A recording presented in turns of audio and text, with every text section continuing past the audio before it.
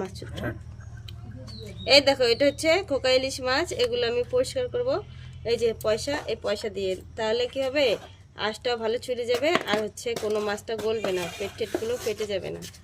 তারপর আমি কেটে নিয়ে যাবো, এভাবে পরিষ্কার করে নিয়ে খুব সুন্দর পরিষ্কার হয়ে যায়।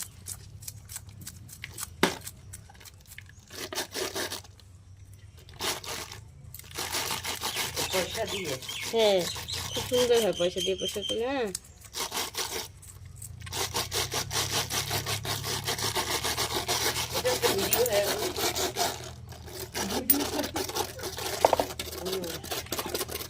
এই যে এই মাছটা আমি পয়সা দিয়ে পরিষ্কার করছি, দেখো কত সুন্দর পরিষ্কার হয়ে গেছে। আর এই যে আর এটা পরিষ্কার করতেছি, এটা কত সুন্দর পরিষ্কার হয়ে গেছে।